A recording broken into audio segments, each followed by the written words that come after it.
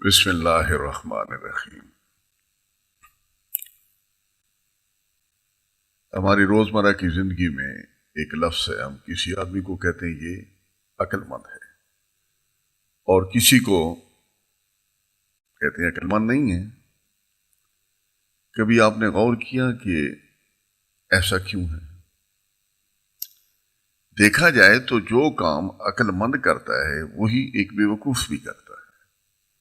دونوں کھاتے ہیں، پیتے ہیں، آرام کرتے ہیں، لوگوں سے ان کا میل ملاپ ہے، سب کچھ ہے، یعنی کام ایک ہی نوعیت کے دونوں کرتے ہیں، لیکن ایک عقل مند کہلاتا ہے اور دوسرا بیوقوف۔ وجہ اس کی یہ ہے، کئی ہیں لیکن بڑی وجہ اس کی یہ ہے کہ ہم اپنی ترجیحات کا تعین بعض اوقات صحیح نہیں کرتے۔ ہمیں کیا کام پہلے کرنا ہے، کتنا اس پہ وقت لگانا ہے، کتنی محنت کرنی ہے، کیا کام بعد میں کرنا ہے، یہ ہیں ترجیحات۔ جب ان میں فرق پڑتا ہے، غلط ہو جاتی ہیں، تو پھر صحیح ترجیحات والا عقل مند ہے اور غلط ترجیحات کا تعین کرنے والا بے وقوف کہلاتا ہے۔ میری کوشش یہ ہے کہ جو بھی میرا مطالعہ تجربہ ہے اس کی روشنی میں آپ کی توجہ ترجیحات کے صحیح کرنے کی طرف مبذول کراؤں۔ آج میں آپ کو یہ بتاتا ہوں کہ جب اللہ کریم نے فرشتوں سے یہ فرمایا کہ انی جاعل فی الارض خلیفہ، کہ میں زمین پر اپنا ایک خلیفہ مقرر کرنے والا ہوں،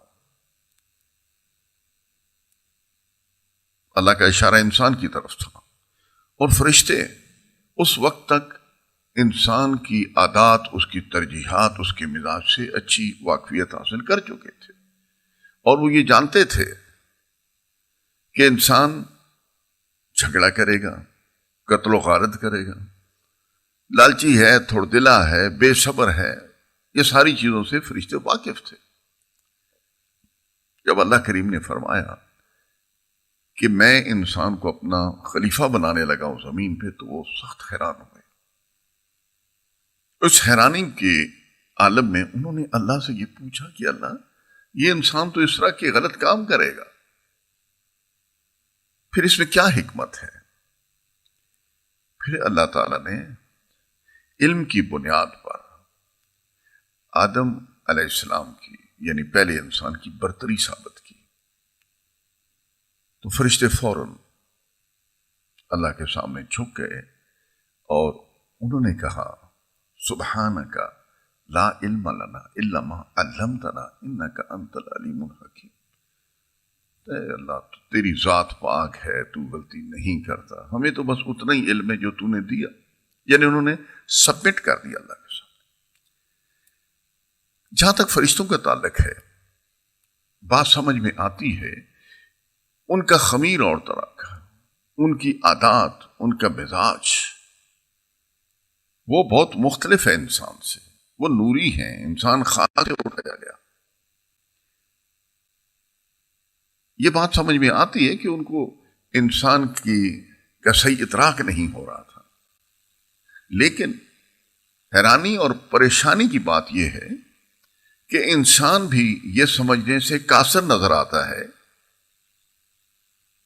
کہ میرا اس دنیا میں ہونے کا مقصد کیا ہے۔ حالانکہ اللہ تعالیٰ نے بڑا واضح طور پہ قرآن حکیم میں ہماری تخلیق کا مقصد بتا دیا ہے۔ وَمَا خَلَقْتُ الْجِنَّ وَالْإِنسَ إِلَّا لِيَعْبُدُونِ، میں نے جنوں اور انسانوں کو محض اپنی عبادت کے لیے پیدا کیا ہے۔ عبادت بذات خود ایک وسیع موضوع ہے، لیکن یہاں پر میں اتنا کہوں گا کہ عبادت صرف یہ مطلب نہیں ہے کہ تسبیح و مناجات، پوجا پاٹ۔ عبادت کا مفہوم بہت وسیع ہے۔ بہرحال قرآن میں کوئی شک نہیں رکھا گیا، اور محراب و ممبر سے بھی علماء کرام یہ بات واضح کرتے رہتے ہیں کہ انسان کے یہاں ہونے کا مقصد کیا ہے۔ کتابوں کے ورق الٹیے، وہاں بھی یہی ملے گا۔ پھر بھی ہر وقت عجیب تک و دو میں انسان لگا ہے، ان چیزوں کے پیچھے بھاگ رہا ہے جو اس کی ترجیحات میں بڑی دور ہونی چاہیے، اور جو ترجیحات بعد کی ہیں ان کو سامنے رکھتا ہے، اور اس طرح ٹھوکر کھاتا ہے، اور ساتھ وہ ہمارا ازلی دشمن شیطان تو لگا ہوا ہی ہے۔ انسان اپنے مقصد کو صحیح سمجھ نہیں پا رہا۔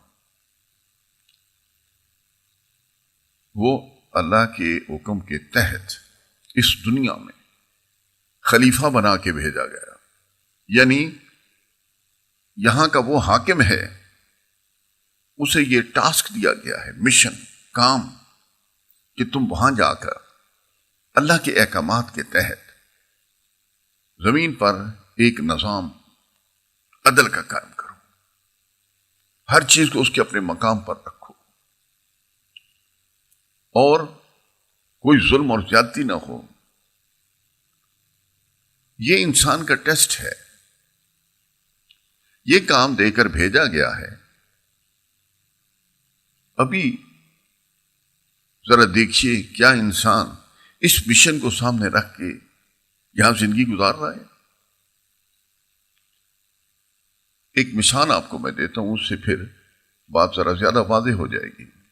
ایک سرکاری اہلکار، ایک ڈپٹی کمشنر، ایک اسسٹنٹ کمشنر ہے، یا کوئی اور اسی طرح کا سرکاری آفیسر، اسے جس علاقے میں بھیجا جاتا ہے مقصد یہ ہوتا ہے کہ وہاں کے نظام کو وہ درست رکھے اور حکومتی پالیسیوں کے تحت وہاں پہ معاملات کو نپٹائے۔ اگر وہ اہلکار وہاں جا کر اپنے گھر میں بیٹھا رہے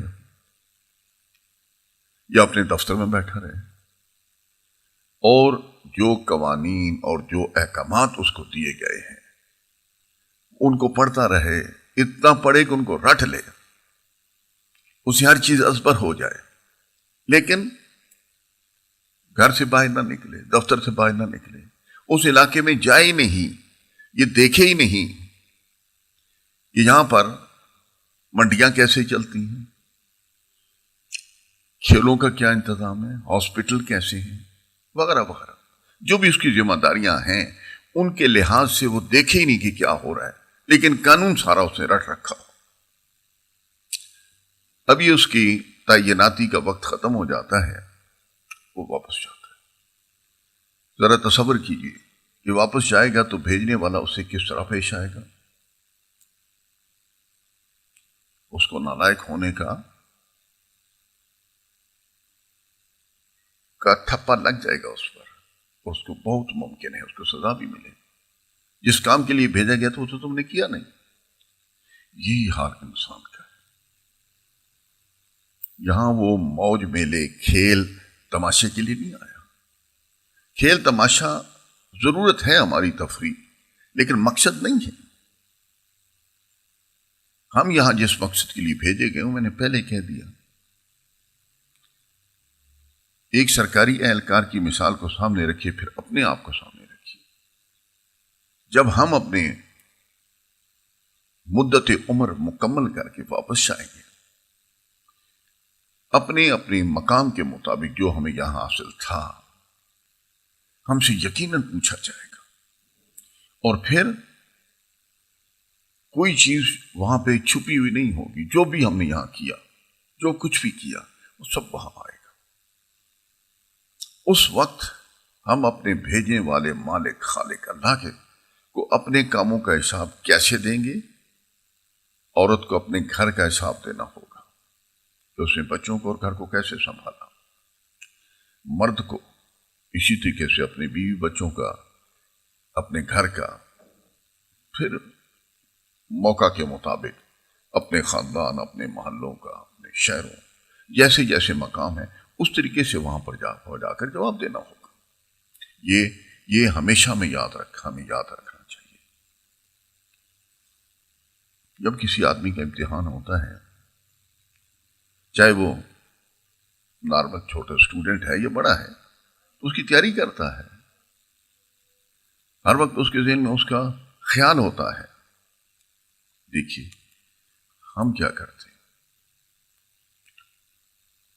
نبی پاک صلی اللہ علیہ وآلہ وسلم نے اور خود قرآن میں بھی یہ بتا دیا گیا ہے کہ انسان جو یہاں بھیجا گیا ہے اس کو ترک دنیا کے لیے نہیں بھیجا گیا۔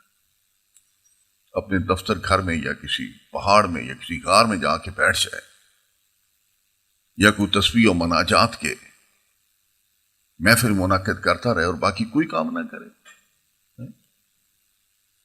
باقی ہر جگہ شیطان اچھلتا رہے، جو جس کے جی چاہے کرتا رہے، اور انسان صرف محفل منعقد کرتا رہے، اللہ کی برتری کے ترانے گاتا رہے۔ یقیناً یہ بھی بہت اہم ہے، لیکن مین مقصد خلافت ہے۔ اگر انسان اللہ کے قوانین کو رٹے گا، یاد کر لے گا، لیکن عملی زندگی میں اس کا کوئی فائدہ نہیں اٹھائے گا، اس کے اختیار میں جو لوگ ہیں، اس کے تحت جو لوگ ہیں، ان کو اللہ کے قوانین کے تحت کرنے کی کوشش نہیں کرے گا، ان سے کو سکھائے گا نہیں، تو وہ ایک نالائق اہلکار ہے۔